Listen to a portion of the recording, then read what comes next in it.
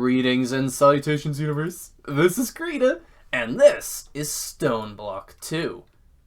You know, I love this room so much. Have I mentioned that? It doesn't look like Stoneblock at all. In fact, we've gotten rid of all the stone. This looks like something in an overworld pack. Now, I have good news for those of you who hate chickens. We're basically done. As far as I can tell, there's 126 different types of chickens. One of them being just the totally normal chicken, so effectively 125 good chickens. And we have all of them except for one. Now, what's this? 6? Yeah, 6 of them are currently breeding to become 10-10-10, and we're going to quickly together get our 7th one. So 1, 2, 3, 4, 5. Oh, that's concerning. Where's the 6th one? Oh, it's up here, right? 1, 2, 3, 4. That's the 4 right there. And oh, I have this. I have this one in my inventory, right? Yes, that makes sense. Okay, I'm quite certain that we have every single type of chicken. Yeah. Okay. This is the 6th one, Draconium. This is already done. We need this for breeding purposes. In fact, we're going to use the time in the bottle right here to ensure everything works properly. So there's the one awakened. I want to wait until we have a 2nd one. There we go. I stop the breeding process, grab these out, and when I grab this guy, we're going to complete this page, except for a few little things. I can't quite get the chicken seeds yet. So we'll do that at a later point to actually complete the entire page of chickens, but I just rushed through this because breeding is it's not really that entertaining. It's fun for me, very relaxing. Probably should have done like some streaming on it. I still haven't started on that, but let's grab out the awakened fellows, and now we can accept all sorts of little quests. Reinforced conversion kit, okay. Upgrade speed, I kind of like that. Epic bacon, that's fantastic. Storage upgrade, cool. Black lotus, that's good for later. Void metal ingot, that might be good. And what'd that give us? A cobblestone generator. Oh, random rewards. You are so random. So random. And I guess we'll start you up here. That Draconium fellow, I think he'll take a little while. So again, I think plutonium is going there, and then the 4 other ones go there, and the awakened one go there. Perfect. So we have all the chickens, we just haven't quite completed our chicken monument. So let's put that stuff away and move on to the rest of our episode. I have a little infernium thing right here. I sort of come and harvest it every now and then. This is the beginning of our mystical agriculture thing, so that we can get plenty of stuff for that. I want to actually do the episode, or the comment of the day at the beginning of the episode, because it's pertinent to what we're doing today. So let's check and read this book. Hi, can you build a mob farm? Because I can't find good ones on YouTube, so I was thinking you could show us how to do one. Taco Mate 2. By the way, I would cook the apples instead of juicing it, put the apples in furnace, and make bonsai pots with apple trees. And he had another comment basically suggesting that the carrot juice was pretty inefficient, and I think I was going with lime juice, but he might have seen us in an earlier episode just eating apples raw. That was a terrible decision. Let's take a look at his suggestion. So first, a bonsai plant. Funny enough, I got a bonsai plant together for a different reason, and now I can't find any grass. Well, I have a silk touch pickaxe, so I guess I have a silk touch pickaxe, so we'll just grab some dirt and replace that, because I think the dirt is probably one of the better things we can do. And let's get an apple tree going. I think I have an apple sapling right here. You can make this with any sapling and 3 apples. Very easy. What can we do with that? So dirt looks significantly worse than grass. It has a higher grow time and a lower drop chance, so that's not good. We're going to put this on here, which is a hopping bonsai pot, take a normal one, which is just some bricks with a hopper, and it'll export down below. Why won't you place right there? Oh, because I have a little secret light source. We're going to just nip that real fast. Put down the hopping bonsai plant with some grass and place the tree. And we can now see it growing. This one has something invisible, which is sugarcane, because I needed sugar and sugarcane for a project that we are going to talk about today. And then, where did that chiseled piece go? I'm just going to see if we can get it just up here somewhere. Can we get it right there? Beautiful. It's barely visible. Kind of pops out a little bit. Maybe we'll place it somewhere else. Will we? Yeah, we will. Let's see if we can place it right there. Yeah, that looks a little bit better. Nice. So now we're going to have a really good source of apples, and we can test his idea. We have a few stored up, so let's see a few things. There is another thing I want to try, and we'll test out this for a food source. So we're going to toss an apple in here and see how it goes. Right now I'm a little bit impatient. Let's do the wobble wobble dance. Wobble wobble wobble wobble wobble. Oh, I'm not wobbling. That's not very fun. But that's okay. In here should be a cooked apple. Ooh, yeah, that is significantly excellent, because that has like half a shank. This thing has 4 shanks plus quite a lot of saturation. Can I eat it while I'm hungry? Or I'm not hungry? No. That's one reason that juice might be slightly better. So if I go take a look at juice, we can certainly compare the two. The cooked apple is much better in stats, but the carrot juice, I can still drink it, nom nom nom nom nom, when I am not feeling that hungry. Ooh, the sound is not doing so great. Let's turn that back up. Ah, much better. So cooked apple is pretty good. And then I want to test another thing with an apple. I saw, while I was looking at all sorts of apple stuff, that we can make other types of apples, right? We could make a notch apple, which I think would be insane. An empty sack of holding. Huh, a container with its contents. Cool. We could make an emerald apple like that. Unlock villager traits, so that's not really for eating. Undead horses, and this is where we start getting to more interesting ones. So we have infernium apples, which give us boosts. Again, a notch apple. Is that a different notch apple to this notch apple? I don't get it. Whatever. And then a redstone apple looks interesting. It has haste and saturation. And this one has absorption, speed, and saturation, and it's green. I like it being green. Emerald, and a diamond one has a whole bunch more stuff. Quite excellent. Okay, so let's try this with emeralds. Because thanks to chickens, we have almost infinite emeralds. 15,000 emeralds. And everything else is going up stupendously as well. Can I eat the apple when I'm not hungry? Ooh, I can. Alright, that is awesome. Let me get my hunger down real quick by basically mining at these blocks real fast. And we're going to test these apples side by side. Well, that is certainly functional. So we're distinctly hungry. Let's eat a bite of this cooked apple. Okay, it does what the cooked apple said it would. This is excellent. If I had been where I was when this comment was referring to, right? In the first few episodes, cooked apple would have been so perfect. Now let's try the emerald apple, right? So it looks like it's going to give us 2 hunger shanks. And boom! Because it has saturation and absorption. And man, look, our health is going up. And for a little while, our hunger wasn't going down because it had a moment of saturation. I thank you so much for the suggestion. I know I'm not doing the exact thing because it led me to something amazing, which is a green apple, which gives us saturation. Definitely going to be making a lot of those.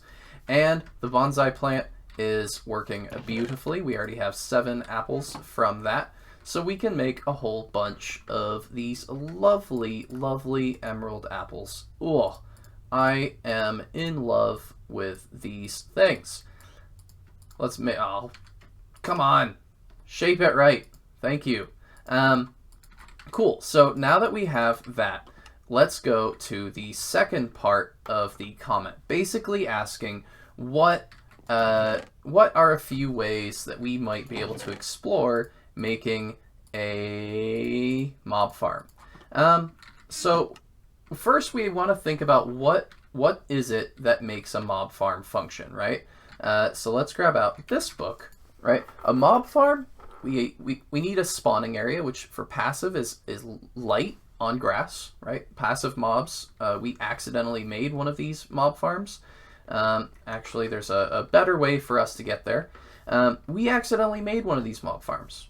It's not exactly proper, but it functions, right? We have an area where neutral mobs spawn quite frequently. In fact, I can come down here and somehow one of our chickens has made a great escape to this location. Oh, I didn't know I could do that. Cool.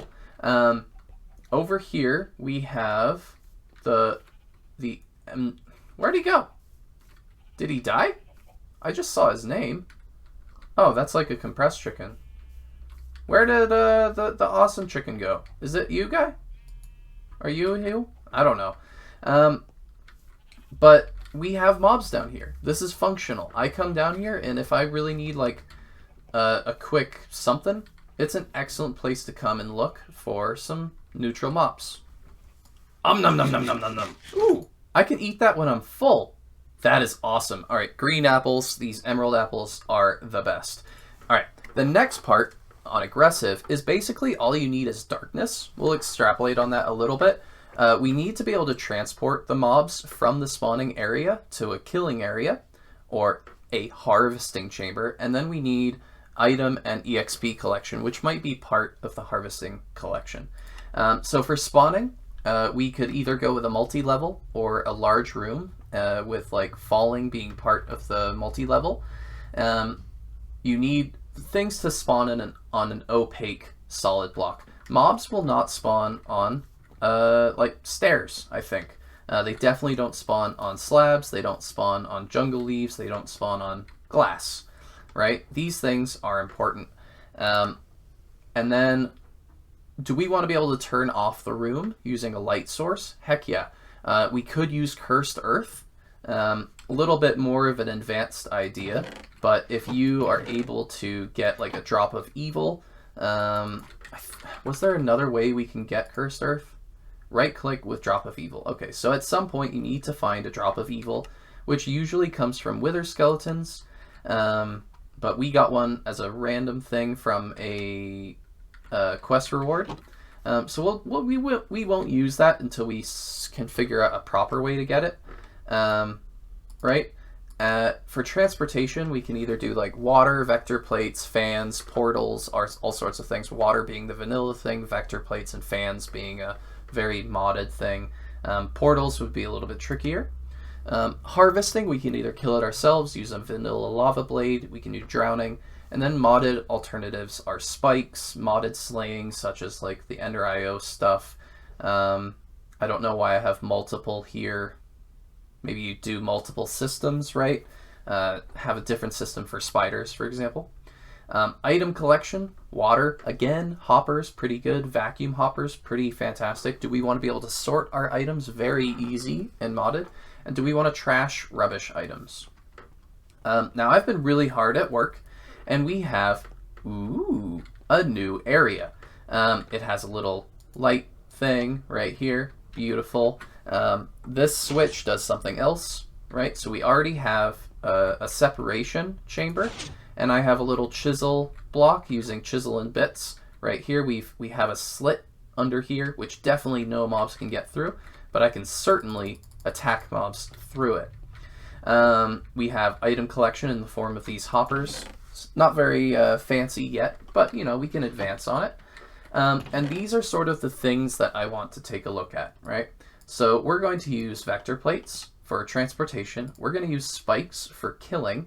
And we've used some of these other things in the mob farm, except for seeds. I don't know why that's there. Red alloy wire is definitely your friend. You can get one of these bricks with 8 redstone and an iron, cook it into a red alloy ingot, and then the red alloy wire is amazing. There's a lot of alternatives. You can do it with vanilla redstone, but I have these systems set up using that. So let's look at this hidden door using block craftery. That's weird. Oh, I was trying to line it up with the open door. That's right. Now, something amazing is this dark glass, right? This stuff blocks light, and we basically just cooked glass with black pigment to get it. It is so nice, and we have all sorts of little systems using this like lever, for example, to open up the door. And this is what we're going to be going with, right? This is a big open room. We have lights on top. It's awesome. I like this. And we can see our wiring. This is why red alloy wire is so good. It just goes on and on. So we don't need repeaters and whatnot. It's instantaneous activation. And right here, this is activating our pistons, controlling all that sort of stuff. So mobs are going to spawn in this room, and it should work quite well. Let's quickly test just the light switch. I think it's that one. Hopefully mobs don't spawn very quickly. Yep, that's beautiful. We have a little bit of light right here, but again, the glass will block that light. And if we want, we can see mobs from above. Again, this glass is blocking the light. Having visual access to your mob farm is awesome. So good. Now, I don't want to work in the dark, so let's turn that light back on. Yoink. And that takes a little bit of playing. This is a very simple room. The room above it doesn't need to be that complicated. But we need to do something with this room. Now, spiders are an obvious concern. We have a hallway right here, which is leading to the kill chamber. Let's quickly set up said kill chamber. So if mobs walk into that, and they'll just die. That is perfect. So let's put down some vector plates. This is going to control the flow of mobs. Definitely don't want them trying to push into the wall. That would be bad. Now, the mobs should just go straight towards the diamond spikes. I think that should work quite excellently. Let's quickly see how this room is going to look. Okay, visually that looks really nice. We're now hiding the hoppers. If we activate that, it blocks them off, and we can clearly see how they're going to stop right here. Oh, I like that so much. The next problem that we need to deal with is spiders, right? Spiders can't fit in this gap, so I'm going to set up an alternate kill location right here, and normal mobs will get shuffled around it and end up in that hallway, right? So if a spider's coming along here via one of these paths, it's going to get pushed right here, and then it'll be too wide, and it'll die on these diamond spikes. Its drops will flow down this way, and it will eventually get pulled to this location. Perfect. A quick side note on building is these building wands, diamond wand for example right here, they are amazing. They allow you to place so many things so quickly and efficiently, though this one seems to be giving me a little bit of trouble. But just like that, I placed, I don't know, like 100 blocks or something, and it's not even limited to a width, right? So good, allowing me to place all these blocks super fast. I love it so much. All right, and I think the room is pretty much done. The entire room flows mobs in this direction. Maybe I should have had them come across at some stage over here with like a sideways thing, but I think that will do quite nicely. Yeah, there might be a little bit too much cramming right here. It's okay. Now, shifting on vector plates is important.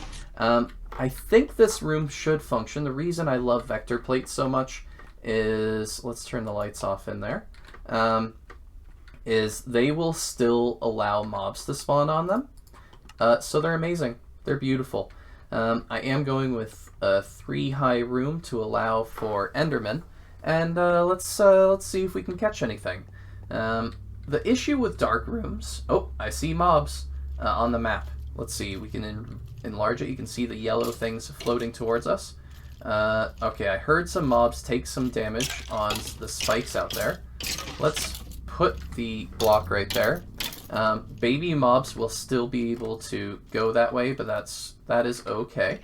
And now we have a spot to slay a mob. Goink and goink. Beautiful. And maybe we'll even start getting some little loot crates and whatnot. This solidified experience is really fun. I do love that. Probably the biggest flaw with this room is we're very close to the actual spawning location. And I definitely have to tweak some of those vector plates. But we're very close to a lot of the spawning floor. Oh, die, zombie! And Enderman, beautiful. That Enderman just did everything I wanted him to do. I see something with a name. Is that like a compressed thing? Ooh, compressed creeper. Because I think when we kill him, he'll just make a whole bunch of creepers. That might be a bit of a concern for our little test here. So hopefully we don't have an issue. Let's test that real fast. Okay, now there's 9 creepers there. Good. They acted perfectly acceptably. Something with sweeping edge right here would probably be preferable to a katana, but I like katanas, so we might stick with this. I don't know.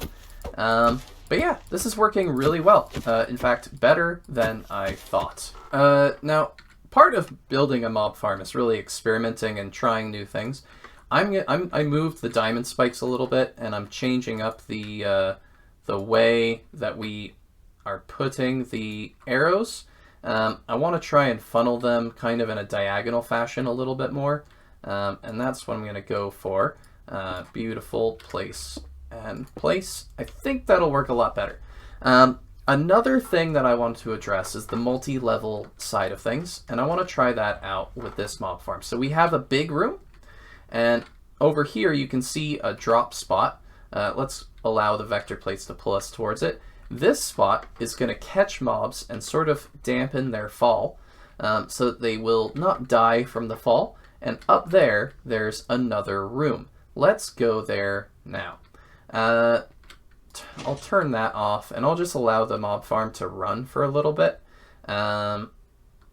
So that needs to be off, and that is off. Perfect. So now this floor is quite dark. Let's go up to another floor, which, as you can see, there is another red alloy cable going to, and another doorway leading to this floor. Now, I've temporarily disconnected this cable. Otherwise, it would be activated by this red alloy wire. And in this room, we have a spider-proof floor. There's no 2-block area where mobs can spawn.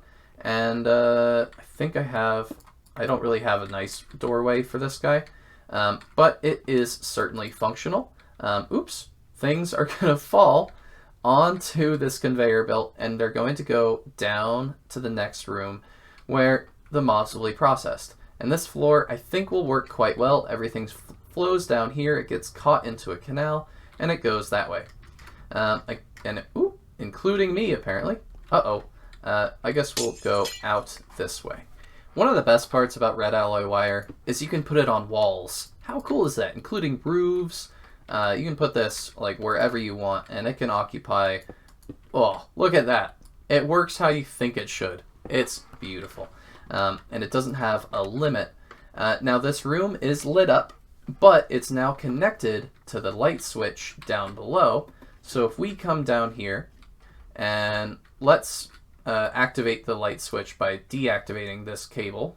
Is that not the right spot for the cable? Where do you come from? Oh, you come from over here. Let's deactivate the cable sort of optionally. Now go up again. Now this room is quite dark and spooky. In fact, I missed a part down here where sometimes your lighting can make you think that a room is nice and protected, when in fact that room is not. But that room is pitch black. I just didn't want mobs spawning in our cabling. That would be bad. But now, once we get away from this floor, we should have mobs spawning in that room. And that should be a beautiful. I'm going to replace that switch real fast because we're just going to flick the switch right here. This one. Beautiful. Oh, it's so nice. Now we should be getting mobs. Let's check the map real fast. It takes a minute for them to realize that, oh, there definitely is ways for us to spawn upstairs. Now those ones look like they're going to come from upstairs. Nope, they came from this floor. Beautiful. And we're going to start getting all sorts of mobs. Oh, it is beautiful. Let's take a look at what we're getting already. We have a common loot crate. I'm going to give them a little bit of space, just so they spawn a little bit more efficiently. We got some Bam's Pineapple Pizza, which was another candidate. This stuff is just 5 bread, and it gives so much food. But I can't eat it when I'm full. I can eat an emerald apple. Yummy. Alright, let's take a quick peek and watch these guys for a minute.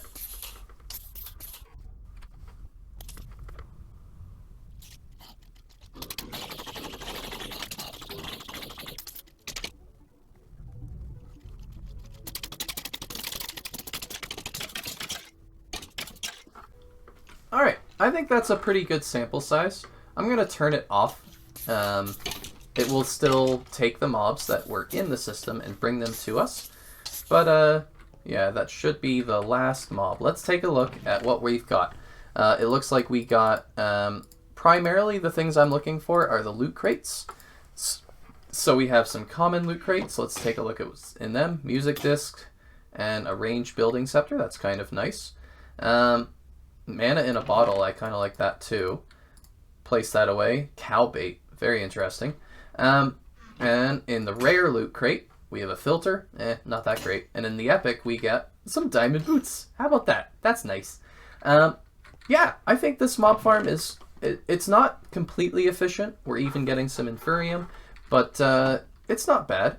And it can run when we're not here. And the nice thing about these spikes is...